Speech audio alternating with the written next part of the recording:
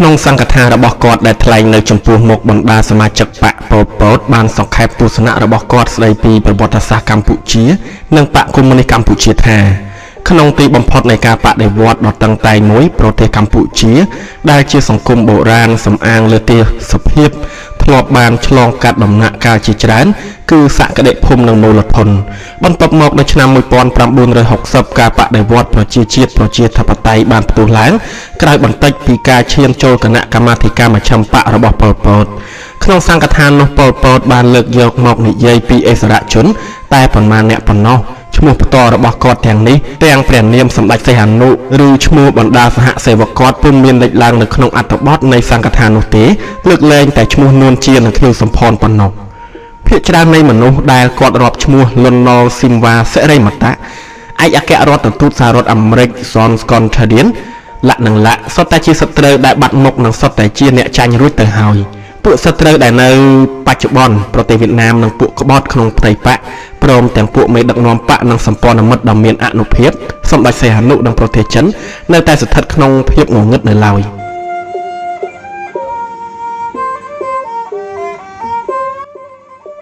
ភាគដែលសំខាន់ជាងគេនៃសន្ទរកថាគឺច្រើននិយាយពីការបដិវត្តន៍ប្រជាជាតិប្រជាធិបតេយ្យ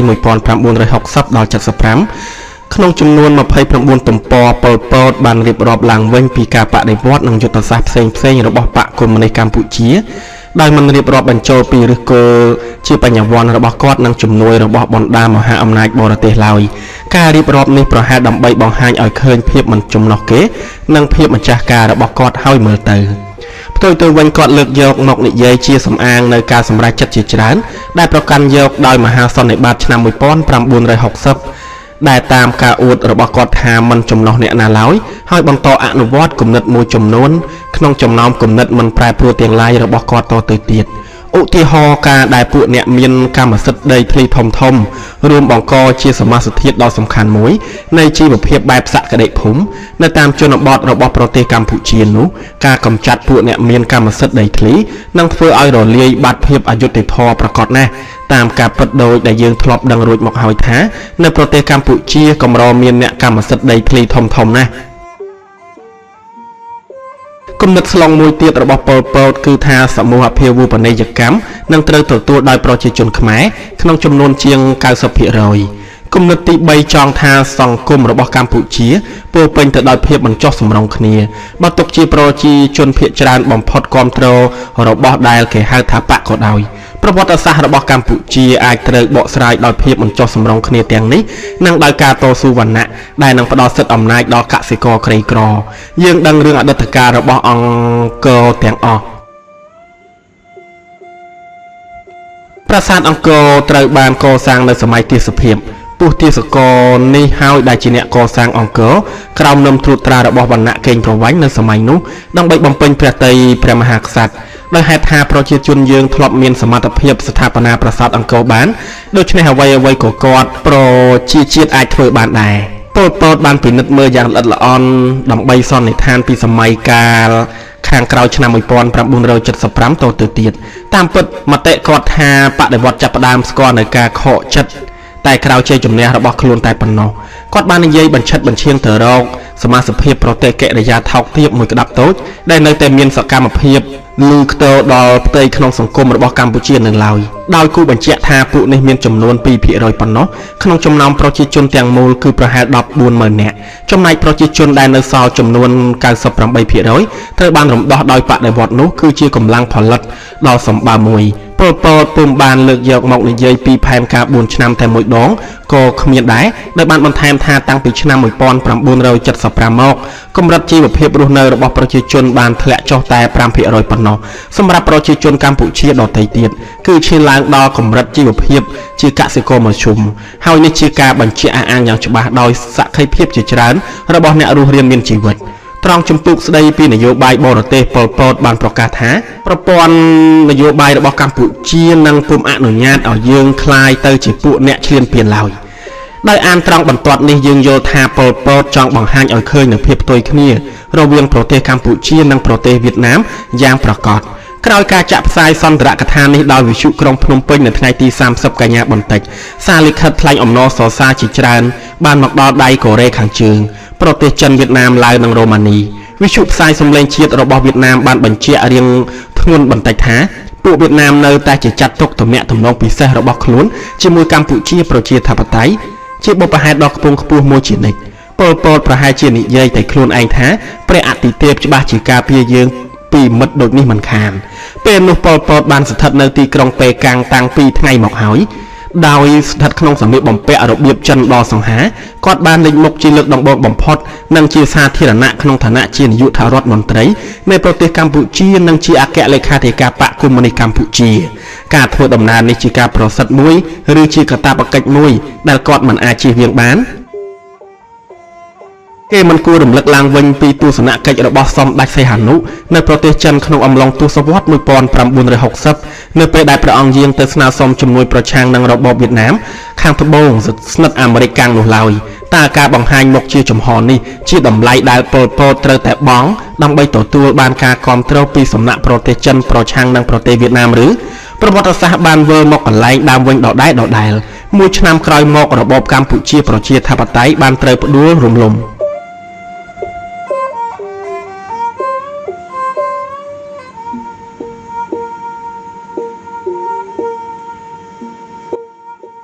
នៅពេលពលពតទៅដល់ទីក្រុងប៉េកាំងនៅថ្ងៃទី28 កញ្ញា 1977 ប្រជាជន100,000 នាក់ដែលឈរអមសងខាងបណ្ដោយរុក្ខវិថីអាងឆាន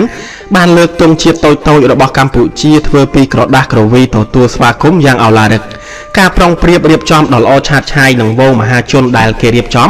មានលក្ខណៈដូចគ្នានឹងការរៀបចំដែលសម្ដេចសីហនុបានតម្រូវដើម្បីទទួលភ្ញៀវធំៗនៅក្រុងភ្នំពេញដែរ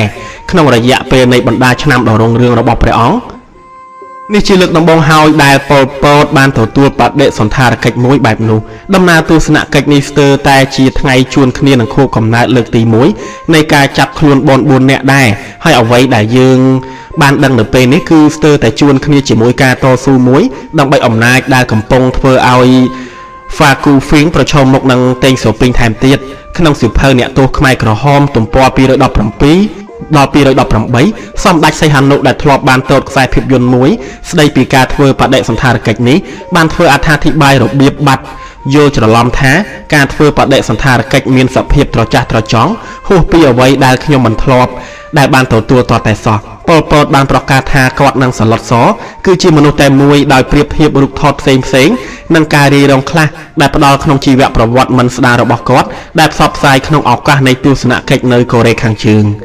នៅចំណតអាកាសយានដ្ឋានគណៈប្រតិភូខ្មែរត្រូវបានទទួលស្វាគមន៍ដោយនាយករដ្ឋមន្ត្រីចិន Pha Cu Phing និងដោយតេងសូពីងរូបថតជាផ្លូវការផ្សេងស្ដីពីព្រឹត្តិការណ៍នេះមិនដែលមានរូបថតពលពតណាមួយត្រូវបានផ្សព្វផ្សាយឡើយបានអនុញ្ញាតឲ្យពួកអ្នកវិភាគបរទេសអះអាងបញ្ជាក់ថាពលពតគឺពិតជាសឡុតសយ៉ាងប្រកបគាត់បានត្រូវអមដំណើរដោយអៀងសារីវ៉ុនវ៉េតជួនជឿន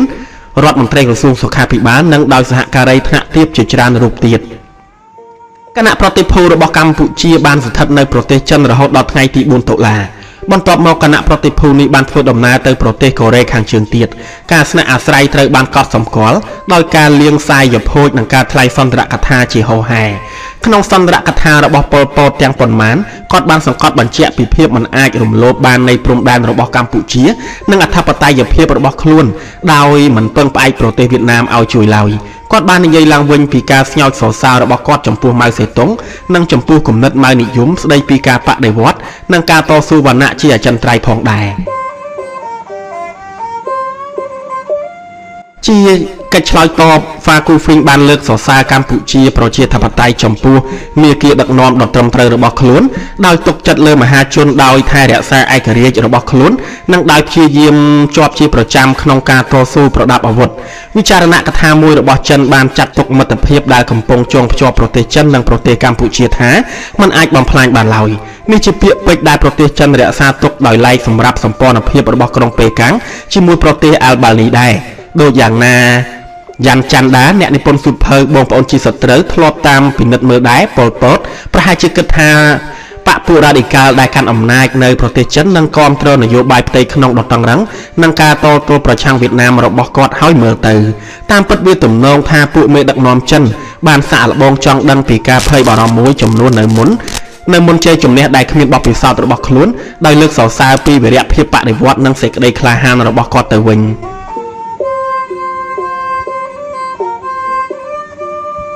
ប៉ុន្តែជាឯកជនប៉ុល ពតបាននិយាយពីចំនួនដែលធ្វើឲ្យគាត់ប្រឈមមុខនឹងប្រទេសវៀតណាមដែរ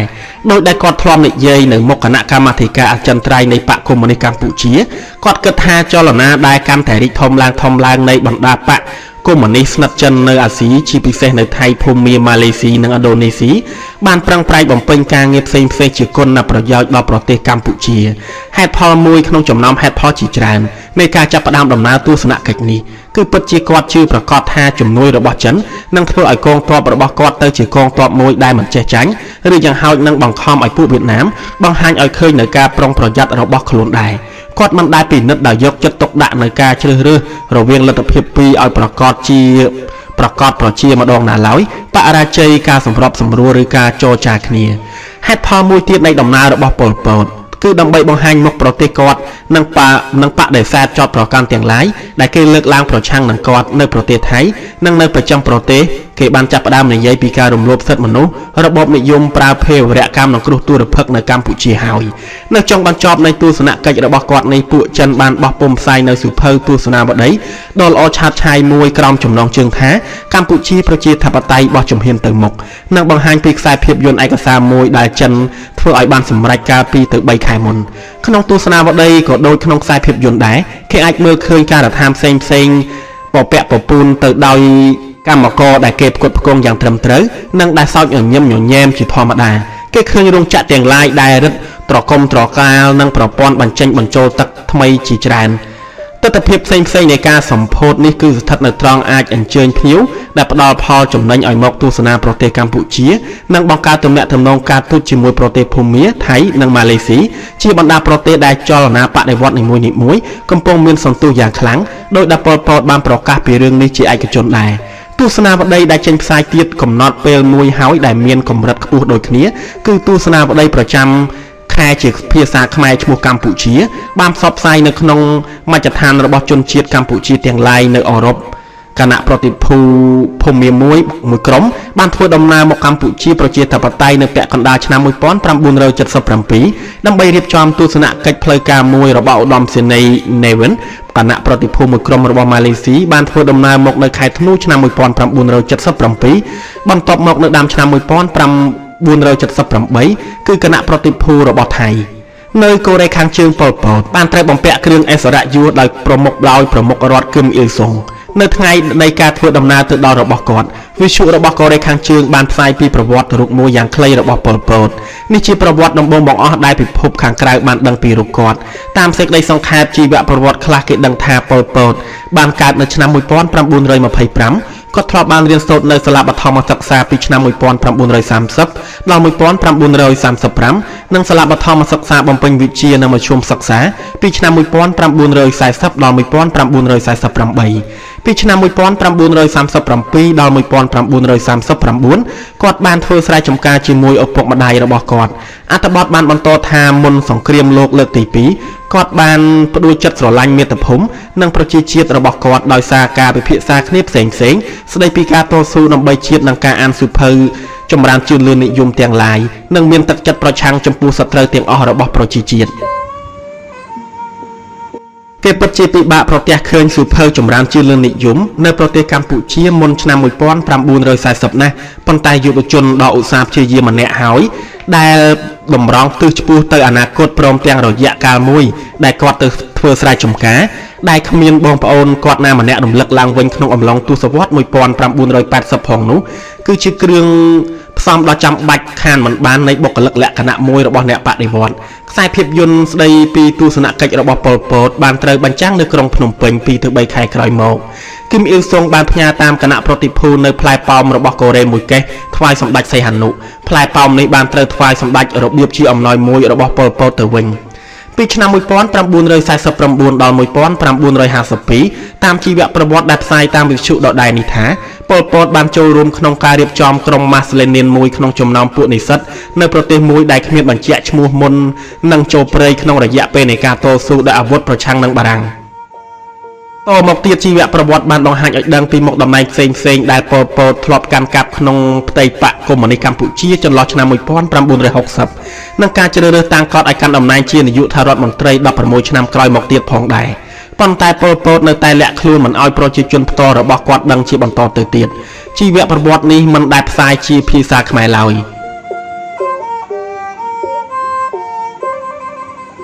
ពេលធ្វើដំណើរត្រឡប់មកក្រុងភ្នំពេញវិញគណៈប្រទេសពូខ្មែរបានដឹងថាកងទ័ពរបស់វៀតណាមបានឆ្លងកាត់ព្រំដែននៅចុងខែកញ្ញាដើម្បីវាយតទល់នឹងការវាយប្រហាររបស់កម្ពុជាទៅលើខេត្តតៃninhប្រកាសណាស់ពួកវៀតណាមបានធ្វើប្រតិបត្តិការសឹកនេះឲ្យជួនគ្នាជាមួយទស្សនកិច្ចរបស់ប៉ុល ពតនៅប្រទេសចិនដើម្បីបង្ហាញការមិនសប្បាយចិត្តរបស់ខ្លួនផងនិងដើម្បីសម្ញែងកម្លាំងនៃកងទ័ពរបស់ខ្លួនឲ្យឃើញផងក្នុងសេចក្តីសារភាពរបស់មាសសមនកែវសំណាងមេបញ្ជាការយោធានៅភូមិភាគបូព៌ានាខែមិថុនាឆ្នាំ1978បានឲ្យដឹងថាយើងបានផ្ទុះអាវុធនៅថ្ងៃទី16តុលាឆ្នាំ1977ការប្រយុទ្ធមានថេរវេលាជាង1ខែនៅប្រទេសវៀតណាមយើងគ្មានបានទទួលលទ្ធផលសំខាន់ណាមួយឡើយយើងបានវាយប្រយុទ្ធទៅតាមផែនការមួយដោយគ្មានបំណងធ្វើការវាយទម្លុះកងទ័ពការពាររបស់ប្រឆាំងមិត្តទេដើម្បីស្វែងយល់ពីមូលហេតុផ្សេងៗនៃការចម្បាំងគ្នារវាងប្រទេសកម្ពុជានិងប្រទេសវៀតណាមគេត្រូវពិនិត្យមើលដោយល្អិតល្អន់នៅប្រវត្តិសាស្ត្ររបស់តំបន់និងបរិយាកាសភូមិសាស្ត្រនយោបាយជាពិសេសផលវិបាកផ្សេងៗនៃការបែកបាក់រវាងចិនសូវៀតនិងការធ្លាក់ចុះនៅចំណងតាក់ទងផ្សេងៗរវាងចិននិងវៀតណាមថែមទៀតតាំងពីសតវត្សទី17ហើយប្រហែលជាមុននេះផងបញ្ហាចម្បងនៃនយោបាយរបស់បរទេសរបស់ពួកមេដឹកនាំកម្ពុជាគឺបញ្ហានៃការតាក់ទងជាមួយប្រទេសវៀតណាមដដែលភាពជាប្រទេសជិតខាងរបស់កម្ពុជាដែលមានប្រជាជនតិចផងនិងដែលមានប្រភពធនធានធម្មជាតិច្រើនផងបានទៅជាគោលដៅមួយដែលពួកវៀតណាមកំពុងស្រក់ទឹកមាត់ចង់បានរហូតដល់ការបរិច្ឆេទមួយដែលនៅថ្មី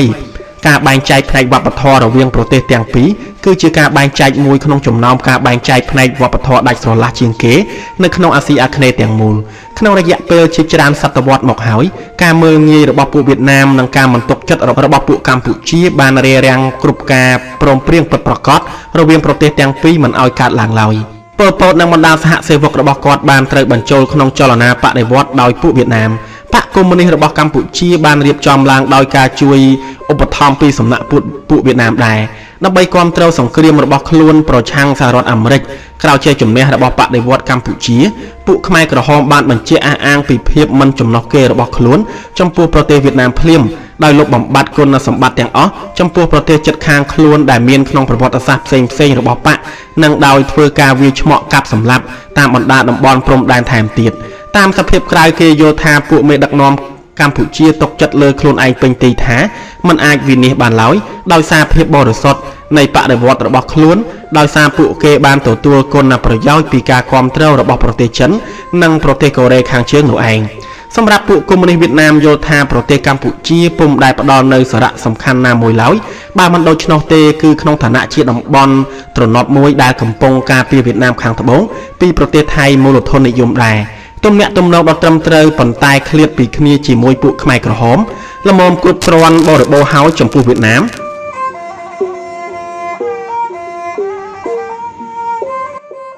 នៅទីបំផុតការប្រឹងប្រែងយ៉ាងមានអ្នករបស់ប៉ុល ពតដូចជាការប្រឹងប្រែងរបស់វៀតណាមដែរដើម្បីស្វែងរកអ្នកគាំពារជាបរទេសបានធ្វើឲ្យគេនឹកឃើញដល់ការប្រឹងប្រែងរបស់ព្រះមហាក្សត្រនៃប្រទេសកម្ពុជានៅរដំទី1ដែលសុខចិត្តទទួលយកអាណាព្យាបាលភាពរបស់បារាំងនៅទសវត្ស1860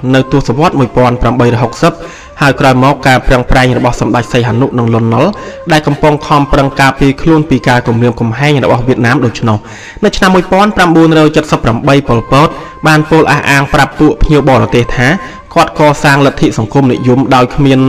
យកតាមគំរូណាមួយឡើយប៉ុន្តែពួកដូចអ្នកកាន់អំណាចមុនរបស់គាត់ដែរគាត់គឺជាអ្នកទោសនៃអតីតកាលរបស់ប្រទេសកម្ពុជា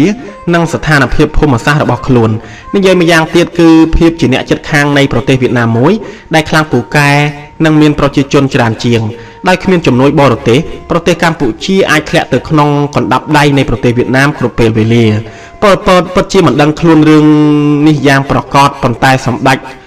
ដោយសម្ដេចសីហនុនិងលន់នល់មុនគាត់ដែរគាត់ឲ្យតម្លៃខ្លាំងពេកទៅលើបញ្ហាជំនួយថាពួកមហាអំណាចបរទេសសុទ្ធតែត្រៀមយល់ព្រមឲ្យគាត់ដើម្បីការពារប្រទេសប្រឆាំងនឹងអ្នកជិតខាងដ៏គួរឲ្យព្រឺខ្លាចរបស់ខ្លួនមិនខាន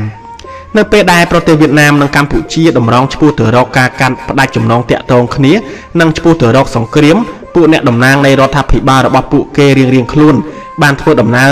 ទៅមករវាងក្រុងប៉េកាំងក្រុងហាណូយនិងក្រុងភ្នំពេញគ្មានឈប់ឈរសកម្មភាពការទូតនេះមិនសូវមានឥទ្ធិពលប៉ុន្មានឡើយអ្វីបើទស្សនកិច្ចរបស់ឧបនាយករដ្ឋមន្ត្រីចិនចេងយុងហ្គីនាំឲ្យមានការចាប់អារម្មណ៍មួយពិតប្រាកដក៏ដោយចេនយុងហ្គីជាសមាជិកការិយាល័យនយោបាយបកកុម្មុយនីសចិនគាត់ធ្លាប់បានសរសេរអត្ថបទមួយក្រោមចំណងជើងថាភាពឯករាជ្យម្ចាស់ការគឺជាចង្កឹះវេទមន្តមួយបានធ្វើដំណើរមកប្រទេសកម្ពុជានៅខែធ្នូឆ្នាំ1977គោលដៅដែលគេប្រកាសឲ្យដឹងពីទស្សនកិច្ចរបស់គាត់គឺនិយាយប្រាប់ប្រជាជនកម្ពុជាពីសហការតាចាយជាភូមិមួយនៅខេត្តសាន់ស៊ីដែលคล้ายទៅជាកងផលិតមួយនៅដើមទសវត្សរ៍1960ហើយដែលបានទៅជាកម្មវត្ថុនៃការឃោសនាជាច្រើនលើកស្ដីពីប្រធានបទចូលយើងយកតាមគំរូតាចាយ